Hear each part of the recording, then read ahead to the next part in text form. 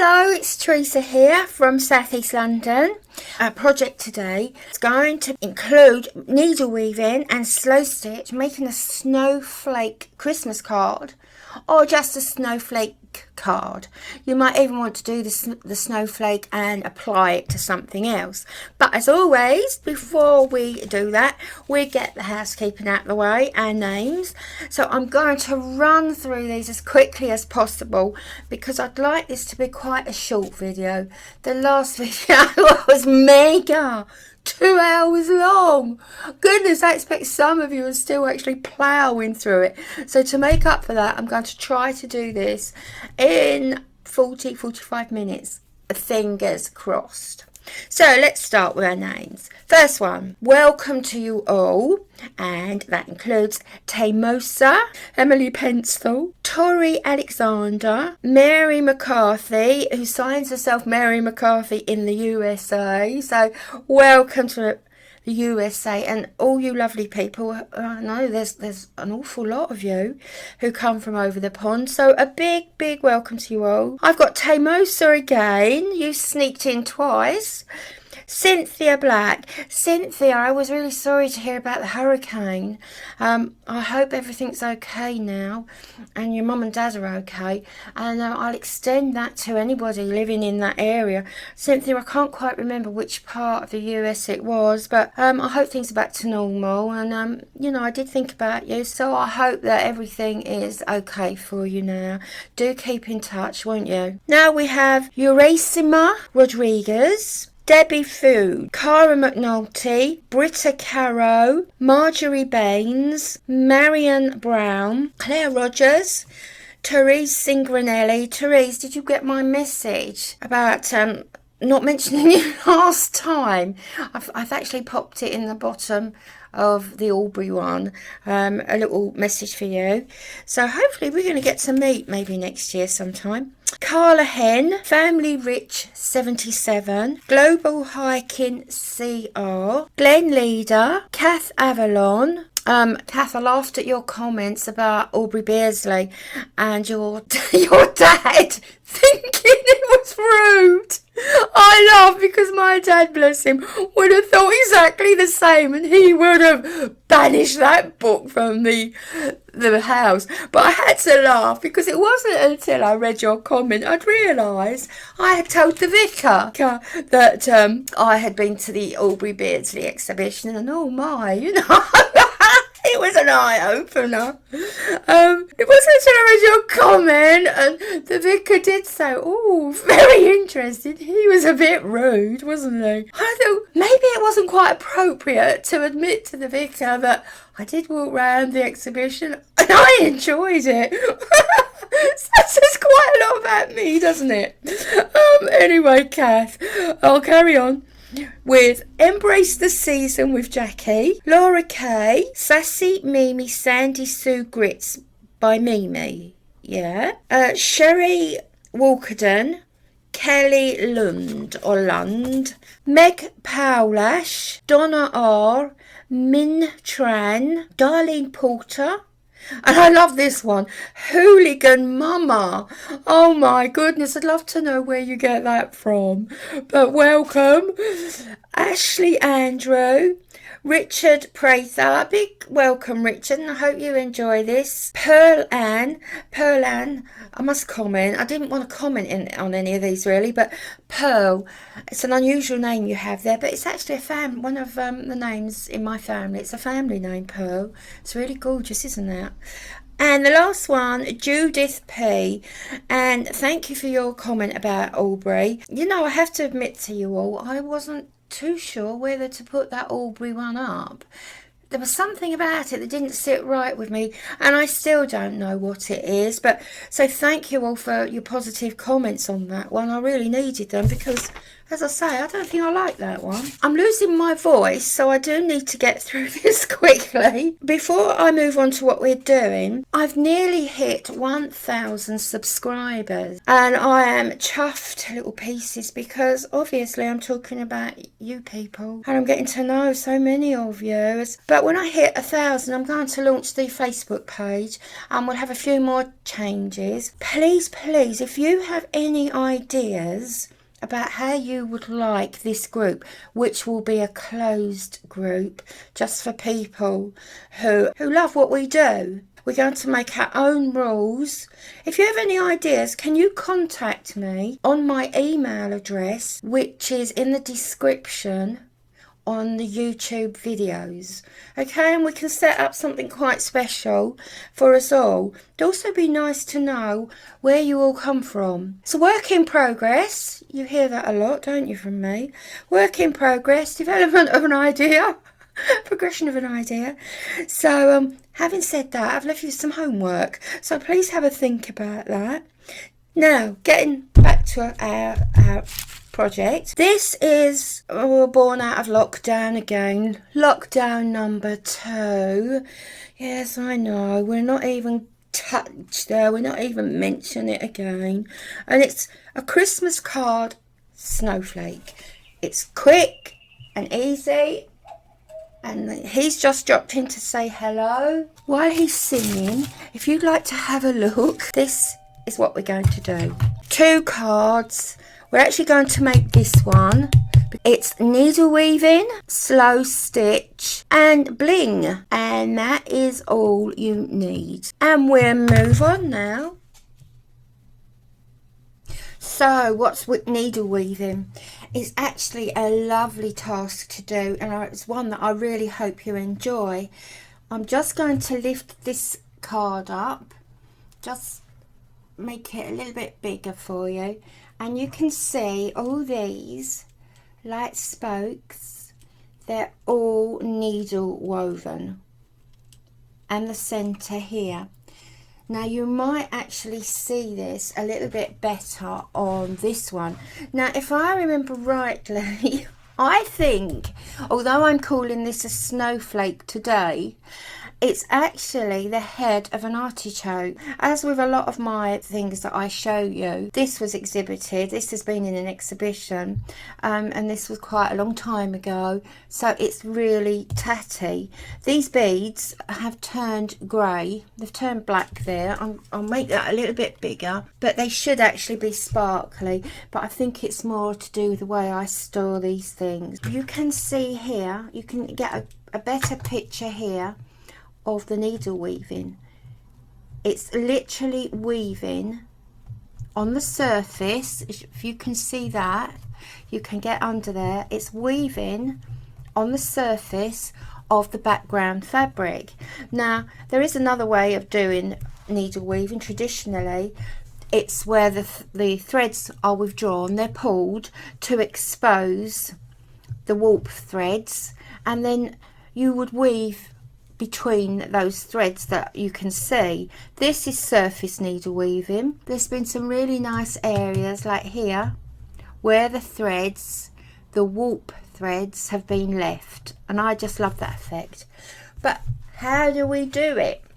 So I'm just going to put these away. We're going to start with the demonstration first. Normally I tuck the demonstration away into the middle of the video as and when we need them, but today I thought we'd start this way for those of you who are a bit intrigued about needle weaving. Otherwise the process might not make sense. If I keep referring to needle weaving, it might not make a great deal of sense. So today I'm starting off and I'm showing you how to do this process. Now these are examples of the needle weaving. We're going to use 4 warp threads. Now the warp threads go down, warp threads go down, and the weft threads go across. So warp is down and weft is across. How I remember this is quite easy. Warp, right, warp goes down, the threads go down, and the weft, oh, this is difficult, and the weft goes across. So if you can just remember that, the warp, the P goes down and the T goes across. So, and that worked for me. Different ways of doing it. You can expose as much of the warp as you like. And I love this. Sometimes you can put beads in there and it's just stunning. You can open up the threads and you can sew on this exposed piece. Another way of doing it, well, the same technique, show it exposing more threads, and here from side to side as well. So on these I've gone over 2 warp threads, the same here, but here in some areas I've actually gone over 3 and exposed 1.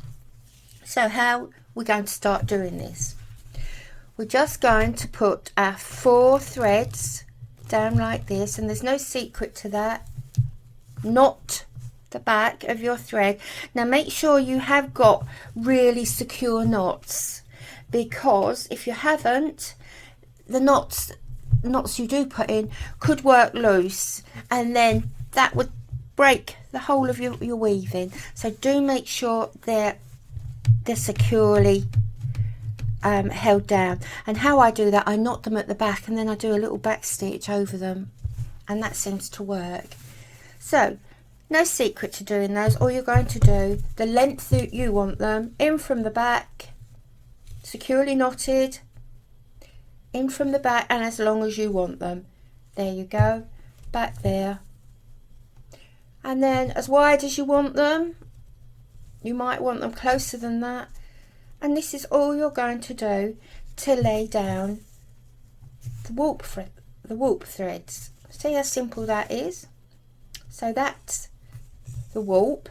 Now the weft, here we're going to come in from the back, a nice length of thread, big knot, nice secure knot.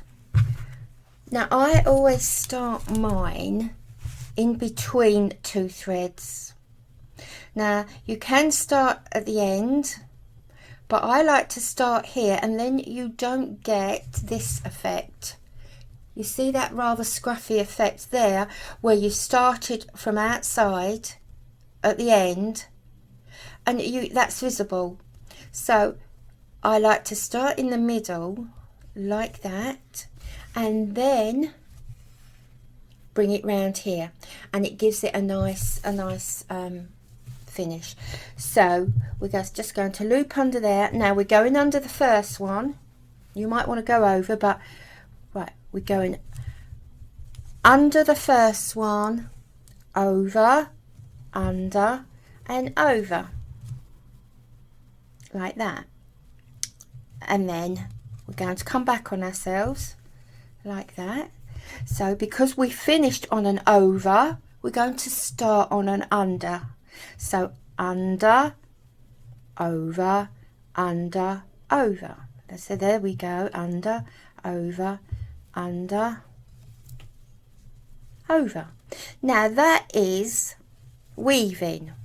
Okay, I imagine you've all done this at some time in school, or even as a hobby.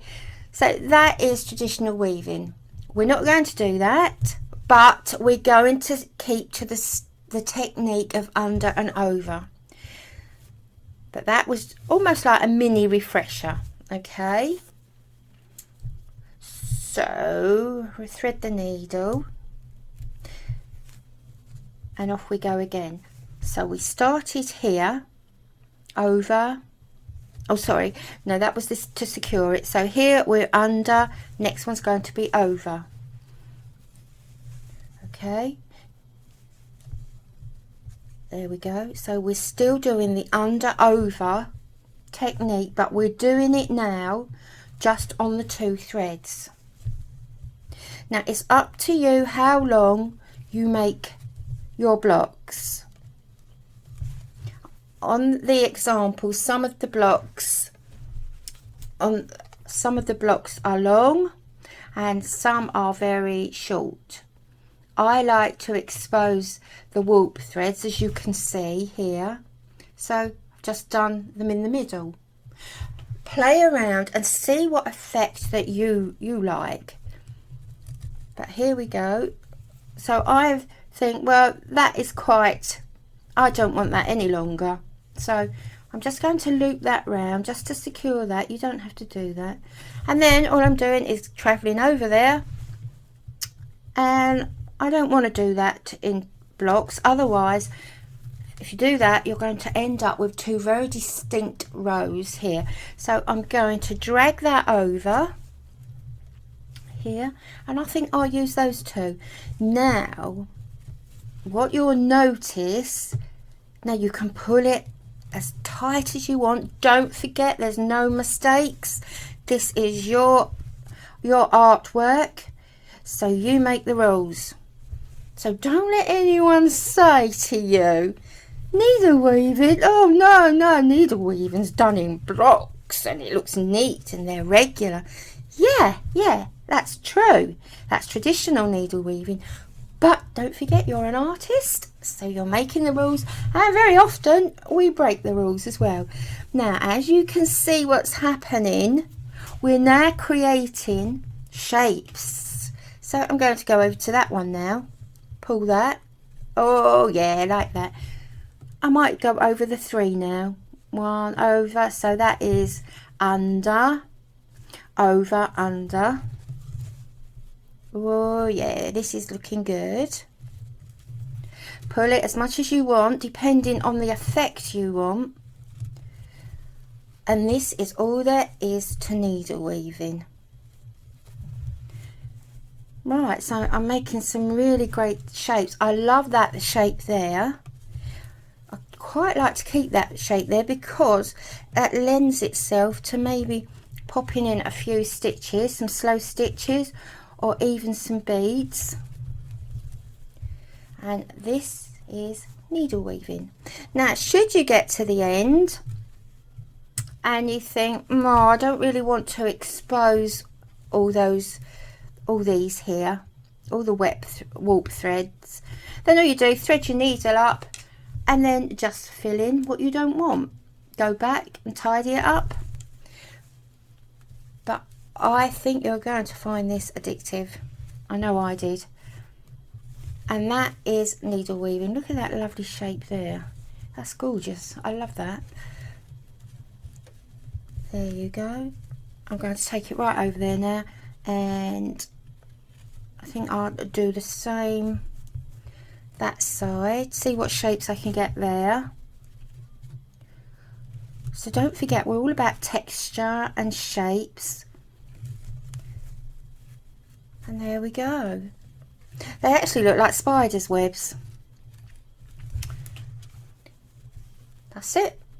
And to finish, just, or if you run out of thread, just loose it underneath your weaving like that, and once again secure it firmly on the back. Nobody's going to see the back, so don't worry about that. Make sure you really do secure it though, because the worst thing of all to happen, and I bet it's happened to many people learning their art, their textile art and their stitches, I can't find the scissors, is that when they're weaving they haven't secured tightly enough and can't do that, and their work's come undone. Oh my, how awful. Now just straighten that up if you want. You might like the scruffy look, it's up to you, but that is how to do it. That's turned out a bit scruffy there, so what I would do if I didn't like that, I'd just move them all up or go between them, tidy it up. It really is up to you. Now personally I don't mind that scruffy look on here because it goes with the background, hessian and the wool, but I wouldn't actually want this bit here on my card. The card I want to be a little bit finer than this, but that's the technique and that's all you need to know. That's all you need to practice. So get yourself some wool, a big needle and hessian or burlap, and give it a go before you work it out on your card. Okay, so I'll get the cards together and some bits and pieces, and I'll be back in a minute. So start by choosing your background fabric. I've chosen this nice red so that it's completely different to the blue fabric of the demonstration one, and we're going to measure it. Well, mine is going to be about roughly 8 inches square. Yeah, 8 inches square. So the calico I've cut, this is calico here. I cut a 9-inch square piece of calico, and I've over sewn the edges here. If you can see, we've done over sewing before, and it really is easy.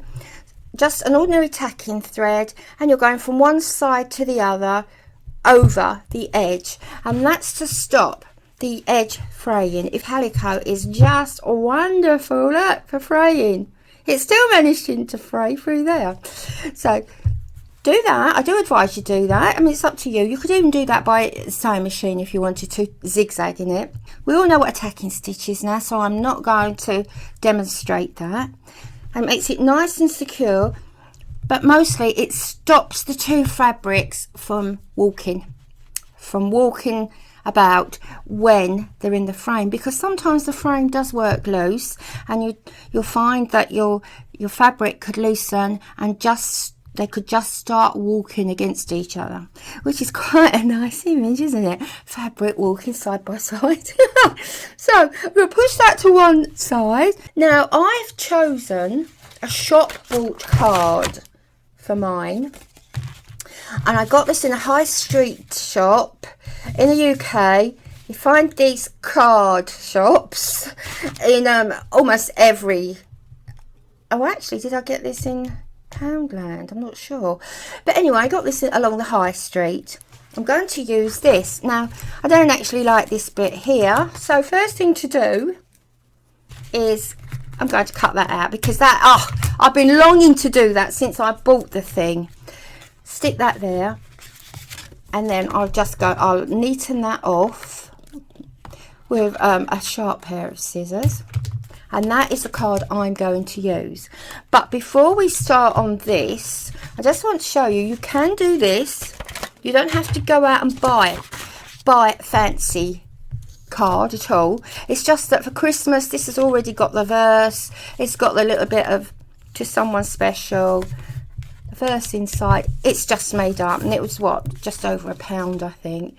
So stick that there. You can make them yourself, and all you need is a piece of card bigger than your intended design. This is just a regular A4 size, which I've been using A4 paper all my working life. And do you think I can remember how long it is?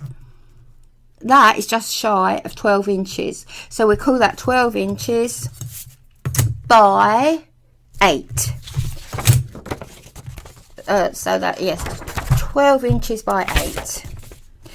Crease it, and then you would get your template, just as big, as small, the size you want. Just chop that piece off there. Place it where you want. You might not even want yours in the center. You might want it high, you might want it there.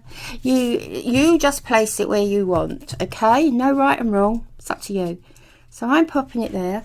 So you will draw around that, like so, and yours will be a lot neater than mine.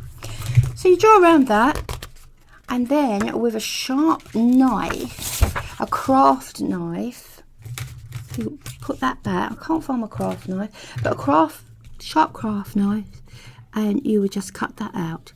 Those of you with a steady hand could do that with scissors. Now I'm not sure how steady my hand's going to be. I'm actually on medication at the moment for a cold. Some of you know I have this respiratory thing going on. Occasionally it flares up, and it's flared up at the moment, so I've been taking something for it, but I've also had a cheeky glass of ginger wine as well. That helps my chest. So I don't know if they're making me very, very happy, or if I'm just in a good mood today. And I'm not even sure if I get much happier whether you'll see this. I might have to start it again. So bear with me while I just do this. So round we go. Oh, that's not too bad for someone who's a bit doped up with medicine, is it? Wow, perhaps I should take this stuff more often. And I'm working fast as well, so well, that's not a bad thing. It couldn't possibly be any longer than the last video. Almost 2 hours and none of you complained. Oh my goodness, thank you for that. So now yours will be a lot neater than that, but there you go. So that would be how you make your card. All right. Now, when you're getting your Christmas presents and you're taking your packing off and your packaging and all that stuff, be careful what you throw away, because look at this. I bought this. It had I'll show you what it had in there. It had, I think this was the one, sort of hair things in there. This might not be the right one, but it had these sort of things in there for the hair. And I thought, well, this is going to be good on something, on a card, the edge of a card maybe. And then I looked again and I thought, well, goodness gracious, look at this. So that I'm keeping as the front, because that would actually make a nice window for something maybe later on. So do be careful what you throw away. Let me just see, that was that sort of idea, and then you could decorate it round here. So I'll keep that, and maybe sometime in the new year we might see that again. Now take your hoop and just fit the fabric into the hoop, stretching it nicely as you go. See, I mean, you don't have to be exact about this, but just see if you can center it like so. So you just have the same amount of fabric each side. No particular reason really. And then tighten it up just as you would do. Now when it's almost as tight as you think it could go, just straighten the fabric, just pull it so it's nice and tight. Pull it like that, so you don't have any creases. There we go. Whoa! And that's that. Now what I've done, because I'm using this circle, and as you can see it's shaped here, I just rounded it off. I just put my paper underneath and I rounded it off around here, like so. That is my circle. I'll put that away. Place your circle on your fabric and pin it in place. Okay, not too many pins, as many as you feel comfortable with. We're just going to pin it in place and then tack around the edge here. Now this will be the size of your window, so we need to mark that. I mean, you could even mark it on the back in pencil here, on pencil, and just be guided by the back. But if you're like me, you need a guide in front of you. I like to see this. I'm going to do the tacking stitch all the way around here now. Nice big stitch. So turn it over and knot it. So that's not going anywhere now. And remove your template. And look at that, you have a perfect circle here. Just tighten up the fabric again. So we're going to tighten the frame again. Now in the center we're going to put another circle. If you remember this, we have two circles. We have the outside circle and the inner circle. So we've now done the outside circle, the outer edge as here.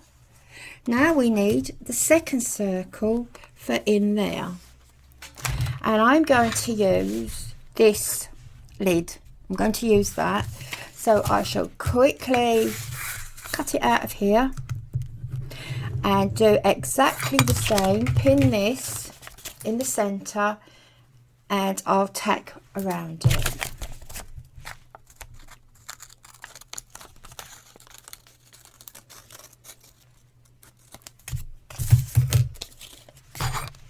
So I want this in the center, so you just eyeball it a little bit, maybe around about there. Line it up as best as you can as you want it. You might want yours off center. It doesn't have to be in the center. Could be there, it could be there, could be there. When you think of snowflakes, I mean, I've never studied them, let's be honest here. When you think of snowflakes, they are all, well, they're supposed to be different, aren't they? No two snowflakes are the same, so they say. But do we really know that? Leave your comments below. No, don't really. So now do exactly the same here. Big tacking all the way around the edge and knot the back.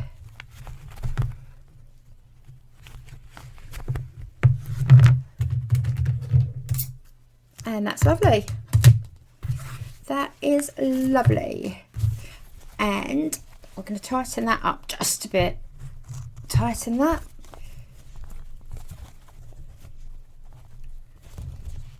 And there we have it. 2 circles. So we have the inner one there and then the outer one. And we are now, push that down. We're now ready to start our sewing. So this is where the fun bit starts now. We're going to start putting our spokes in round there. Now, if you remember this big piece here that I think I called an artichoke, which has now become a snowflake, if you can see the spokes, we'll call these the spokes here. Now they're all in groups of 4.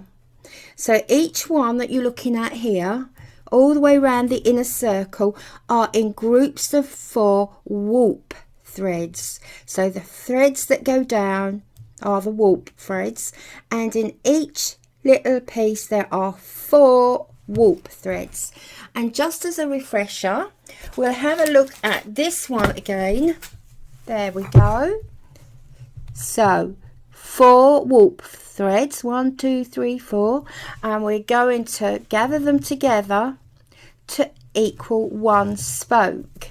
Now hold on to your hats, because we're going to have 20 spokes around this here, around this circle, 20 spokes.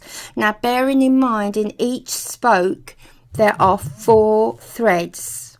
All right, so 20 by 4 is 80, so we're going to fit 80 threads all the way around here. Now one of the easy ways of doing this is working from the back. Find the back here and just quarter the back like this, because this isn't going to show. So quarter the back. Now that's your reference. Let's try that again. Now that is your reference. You see that? That's been quartered. Now in each quarter you're going to need to put 20 spokes. All the spokes just lying flat all the way around, coming from the central hole to the edge. And that way you know that you're going to get an even, basically an even arrangement of spokes. So let's just make a start on that. Now I'm using 3 strands of embroidery floss in a nice long needle, not too long, not too thick. It's got a point on the end and a nice big eye here for taking the 3 threads. And don't forget, you need to knot this. You need a nice knot to secure it. So I'm going to start on the edge of one of these. So I'm going to start at the back like this, and then I'm going to bring it through. Now I'm being guided at the moment, so I'm being guided by the moment at the moment here. This is the tricky one, the very first one. There we go, that's the first one. Now I'm taking it back up here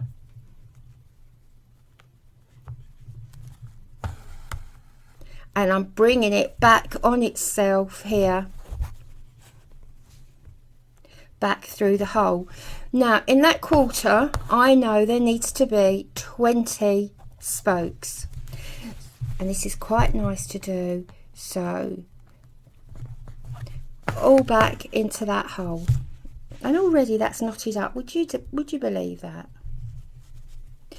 So back into the hole, 20 spokes. Now when you've got the 20 spokes done, you can do exactly the same with the other sections. You don't have to, you might just want to carry on doing them until you've got 80. For me it just works out better. So I'm going to carry on doing this, and as I said, I'm going to keep going now until I've got 80 spokes. Now this didn't take too long to do at all, only a couple of minutes. I've now got the 80 spokes going right the way round, and now we're to start needle weaving it. We're going to work with groups of 4 here, and we're going to weave between them.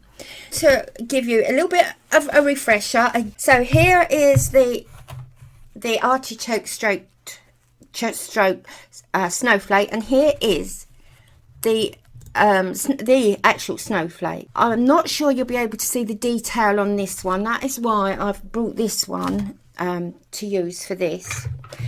If you notice, by pulling them you can make some really interesting shapes, as I mentioned previously. Bear this in mind, because don't forget we're still working with the design principles of texture. Listen, raised texture there against the flat texture here of the background. That's the contrast, the design element. And we're working as well with shape. So you notice the large shapes here set against the smaller shapes here. Now the contrast, large against small. So this is what we are aiming for, the texture and the shape. And colour.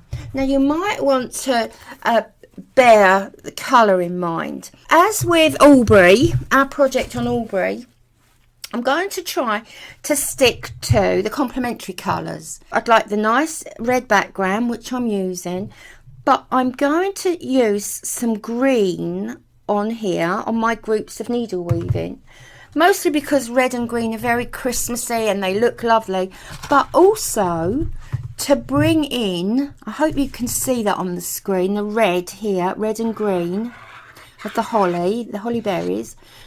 I want to bring in some green as well to marry all this together to make a composition.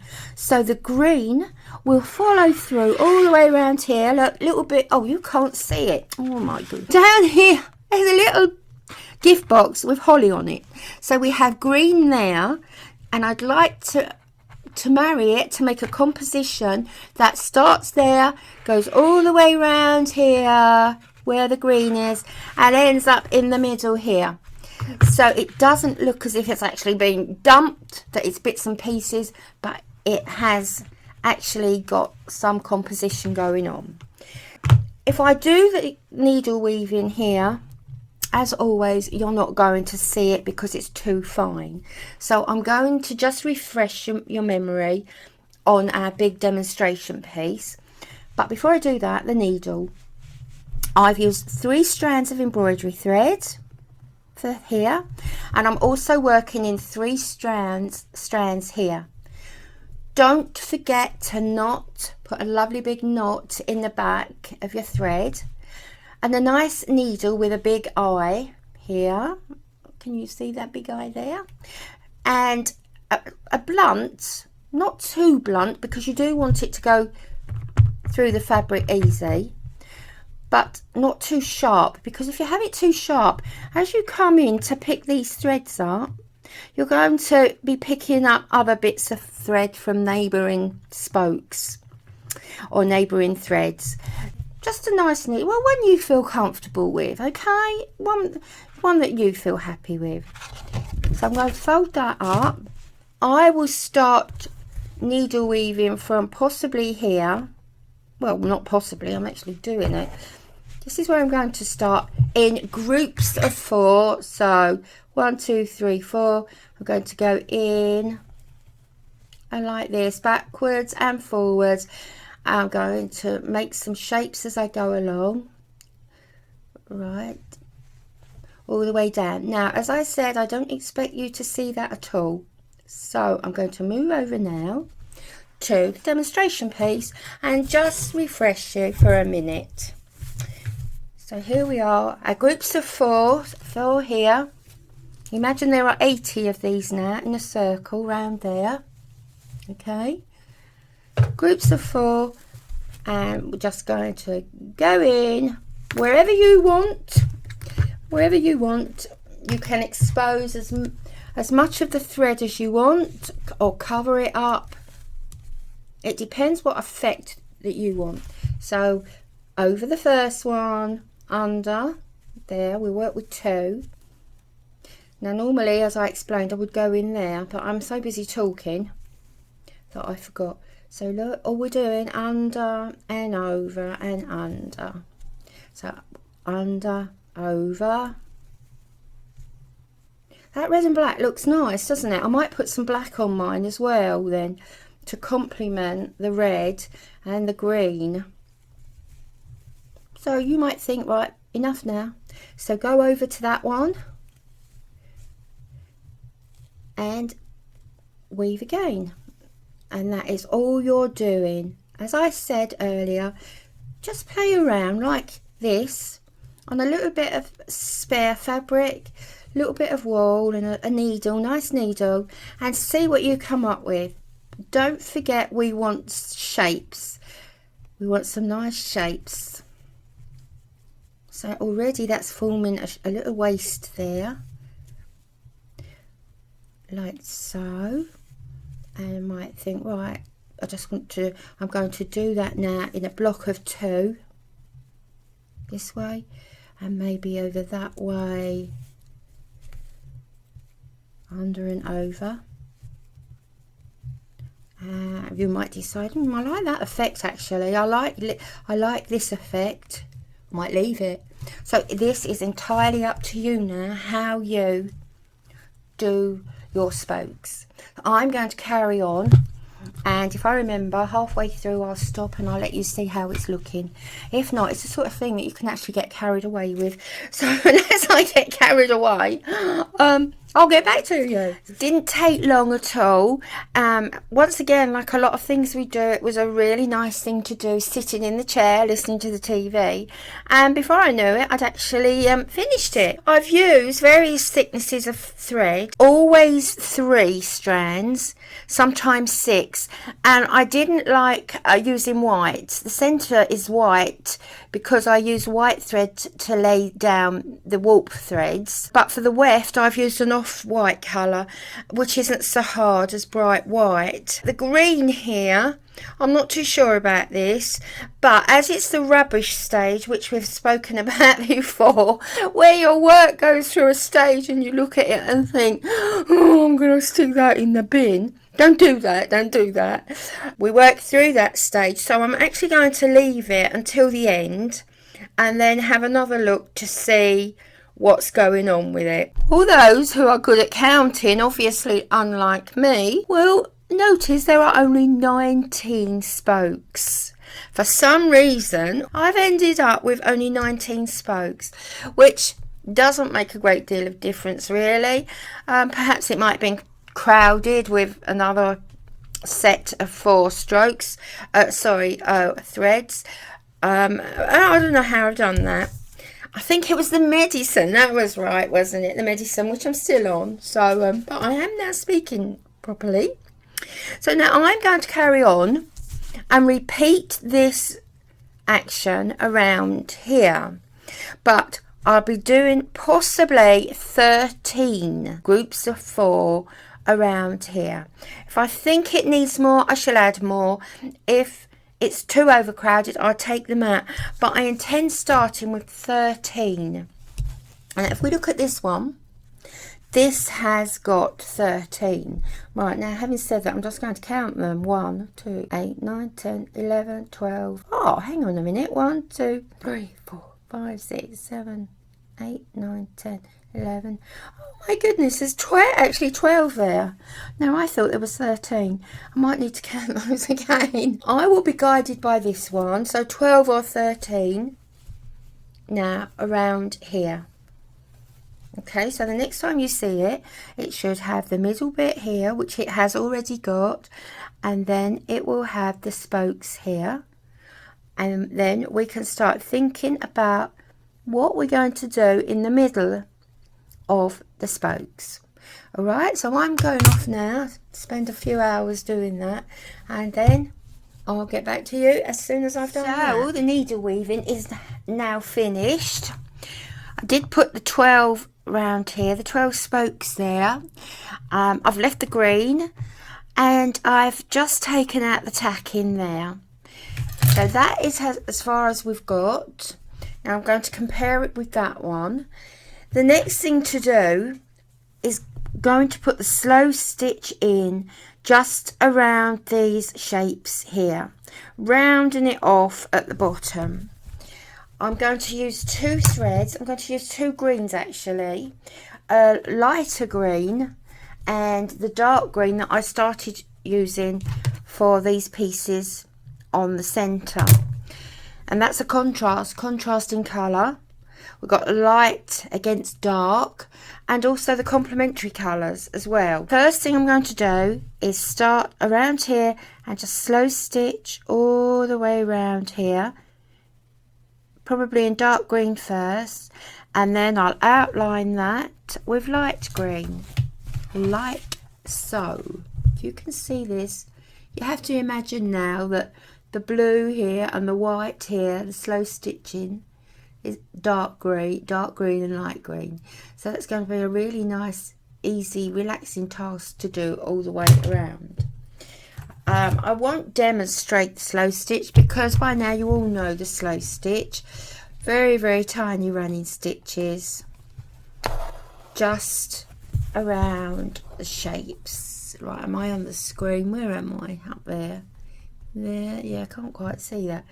So just little tiny running stitches here. And I would actually keep your sewing in the frame at this stage,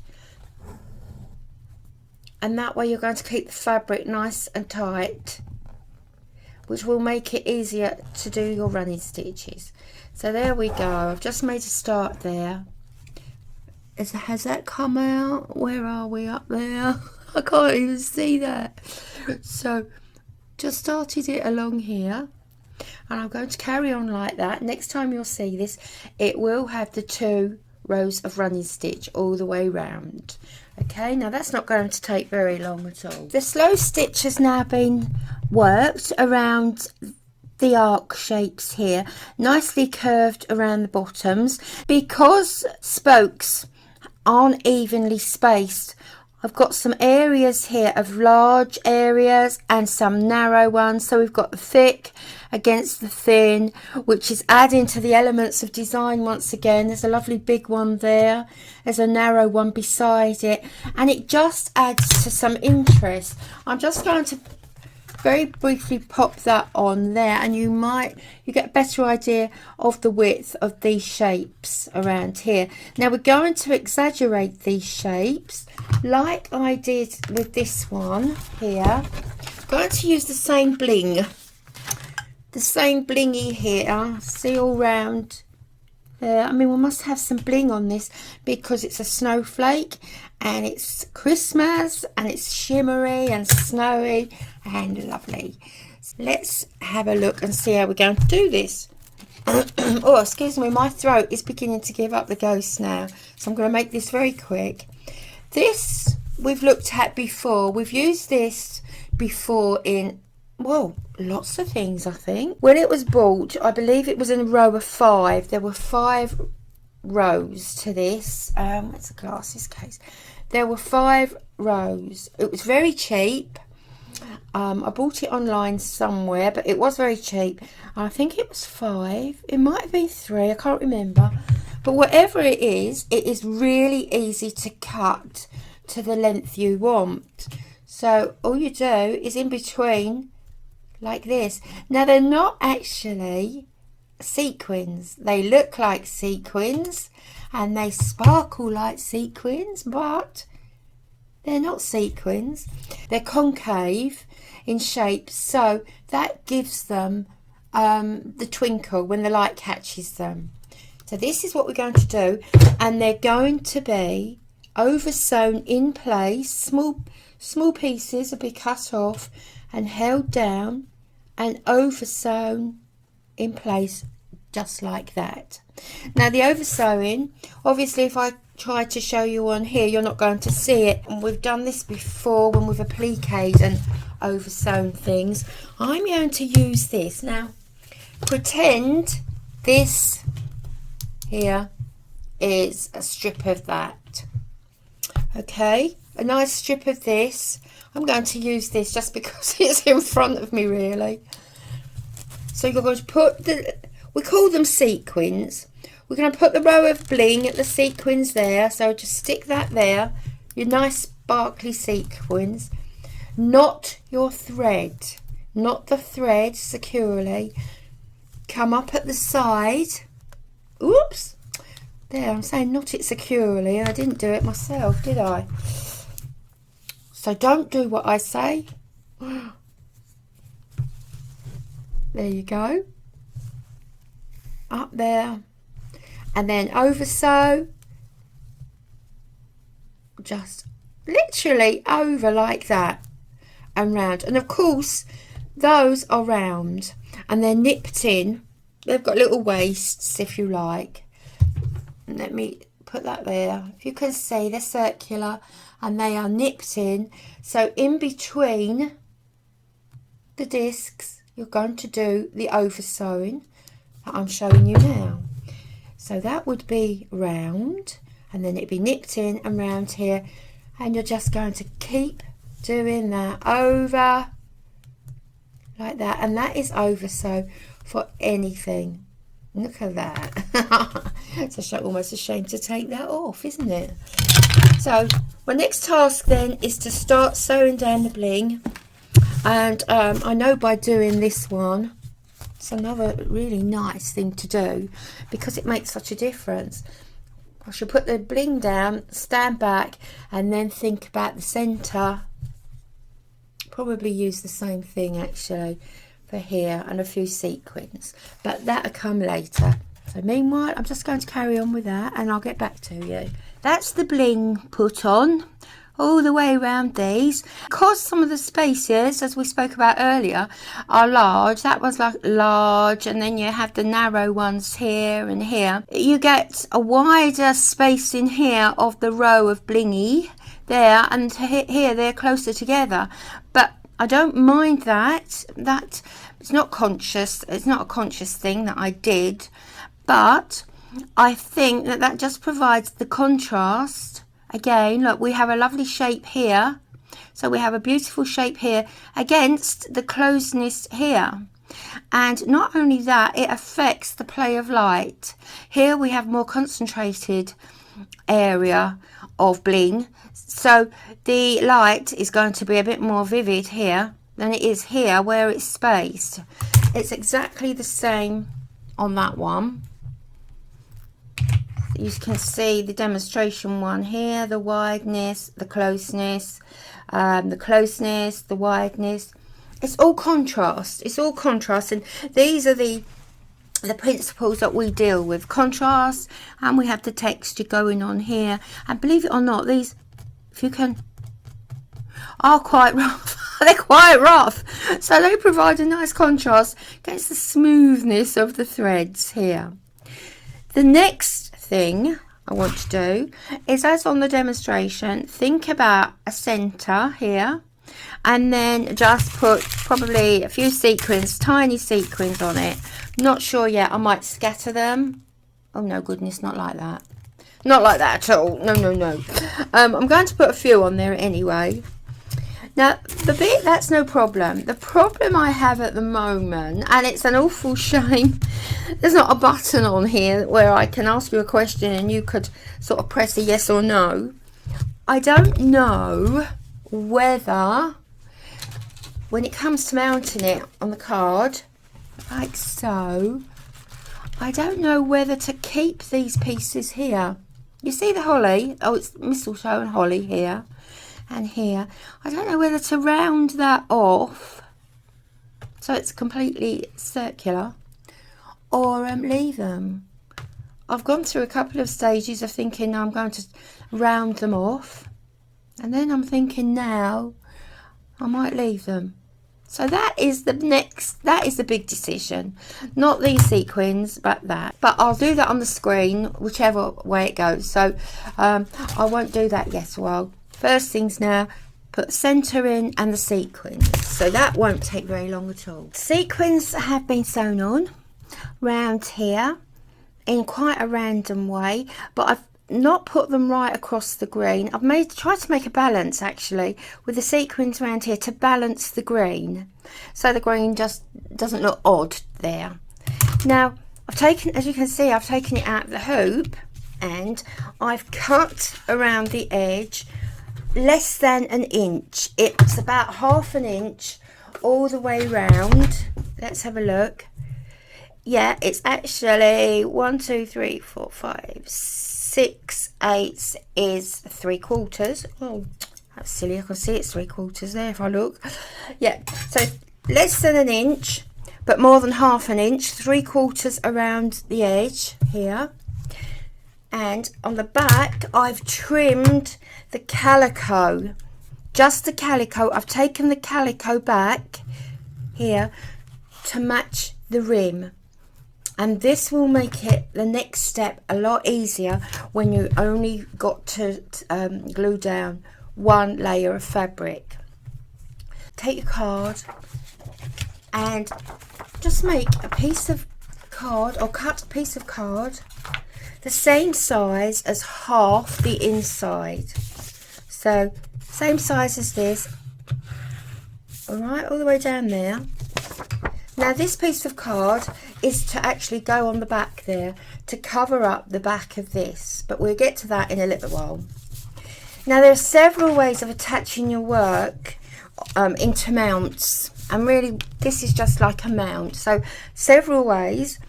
I like to do it this way. When I'm working with a light fabric, you can get away with doing it this way. You couldn't do it this way if you're working with a heavier fabric, a furnishing fabric for instance. But with a nice strong glue stick, and they're all nice and strong. Well, most of them, the well-known branded ones, are nice and strong. So I did decide to leave these after all, in case you're curious. Yeah, I've left those. Now with your nice strong glue stick, just go right the way around the edge. Couple of times, make sure it's quite thick. Now why I prefer a glue stick at this stage and not double-sided sticky tape is because for several minutes you get the opportunity of sliding this about to where you want it. If you were using the double-sided sellotape, once the fabric makes contact, that's it, it's there for good. Oh my goodness, it's pouring out. It's 4:20. It's dark out and it's absolutely pouring. Right, so we're going to now, I think I'll do it this way. Making sure now not to stick this to the table. Now, just pop that down. I'm going to pop that down like that. And we're going to match edge to edge as much as you can. See, this is a good thing about using the glue stick. You just get minutes to arrange it, and then flatten it down like this, and then give it just a little while. See, that's not quite lined up, but I still have a few seconds to move it into place. Slide it along. That's it. And there you have it. So we just need to just flatten that a little bit, not too not too hard, otherwise you might crush the front. There, nicely stuck down. Now this will go over the top and hide that scruffy edge, and I have actually matched the colour blue here to the colour of the snowflakes inside the card. Once again, several ways of sticking this down. Because it's so light and this is nice and firm, I'm going to use this again. I very nearly used the double-sided sellotape, but I'm not going to use that today.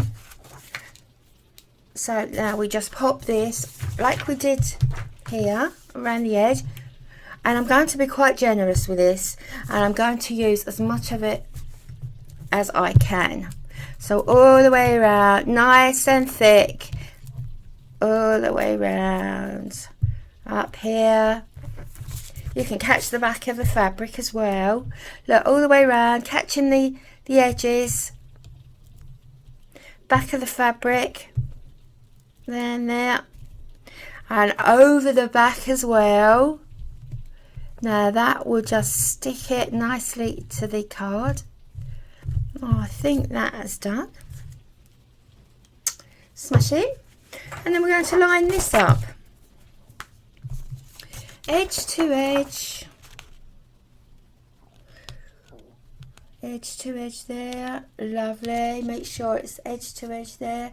If there's any, if it's a bit big around the edge, right, that can be just pushed up slightly. See, that's the best thing. Once again, that wasn't matched, but it doesn't matter because we're using the glue stick, which gives you a certain amount of time for sliding things over.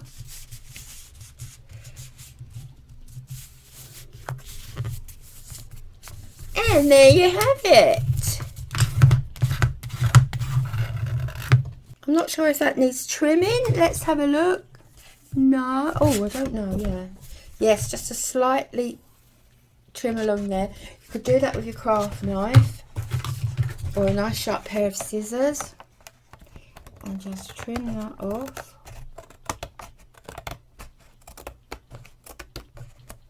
Lovely. All done. And there we have our snowflake card going to someone special. I'll show, lift that up just slightly. There. It's actually in front of me and it's quite nice and pink. It's a nice pale pink background, but on the screen it's coming out white. I'm quite pleased with that one. I'm not sure which one I prefer. So where we have the blue one and the red, I think they're both very pretty in their own way. Maybe, just maybe the blue one. Oh, I don't know. You make your own mind up and let me know which one you prefer. And I really hope you enjoyed that. Get your stuff out. There's only, oh, I don't know how many weeks. 8 weeks? Maybe not that long. 6 weeks. 6 weeks to the big day. And you'll be well in time to make your card for someone special. So, nice thumbs up if you like it. If you don't like it, then just scroll on past. Okay, I'll get back to you shortly. All take care and chins up. This lockdown will be over soon. Okay, now, take care.